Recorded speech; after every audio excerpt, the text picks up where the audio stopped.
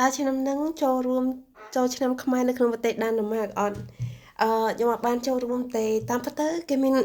គេមានក្រុមខ្មែរនៅក្នុងប្រទេសដាណឺម៉ាកនឹងច្រើនគួរសមតែច្រើនប៉ុណ្ណាខ្ញុំក៏អត់ដឹងច្បាស់ដែរតែខ្ញុំអត់បានចូលរួមទេញ៉ាំអីនៅផ្ទះ នេះឆាមីសួរហើយតាមពិតទៅប្រជាពលរដ្ឋខ្មែរដែលរស់នៅក្នុងប្រទេសដាណឺម៉ាកនេះក៏អត់សូវច្រើនដែរបើយើងបដូរជាមួយនឹងប្រទេសធំៗដូចប្រទេសជិតខាងដូចអាល្លឺម៉ង់បារាំងអីអង់គ្លេសអីក៏ឃើញខ្មែរច្រើនដូចអូស្ត្រាលីអាមេរិកអីគឺច្រើនខ្លាំងមែនតើនៅនេះអត់សូវច្រើនដែរទេលឺថាប្រហែល100នាក់តែខ្ញុំអត់ច្បាស់ដែរណាព្រោះសមាគមមានអ្នកខ្លះក៏ចូលអ្នកខ្លះក៏អត់ប៉ុន្តែឃើញចូលរួមច្រើនហើយឃើញខ្មែរយើងគាត់ផុសអាហារដែលធ្វើទៅចូលរួមកម្មវិធីចូលឆ្នាំហ្នឹងមានដៃគុណគាត់ប្រហែលជានិមន្តសូត្រមន្តពោជ័យអីចឹងណា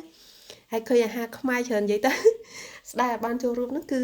អត់បានញ៉ាំអាហារខ្មែរនឹងឯងឃើញមានសមានអាហារខមានអីនិយាយទៅរបៀបយើងទៅវត្តនៅខ្មែរអញ្ចឹងណាមើលទៅនឹកក្លិននឹករសជាតិទាំងអស់ហ្នឹង តើបានចូលរួមហើយនឹងឯងតែប៉ុណ្្នឹងបងមិនដឹងអូនអ្នកសួរបងអូននៅដាណឺម៉ាកឬក៏នៅខ្មែរបងមិនដឹងទេនេះ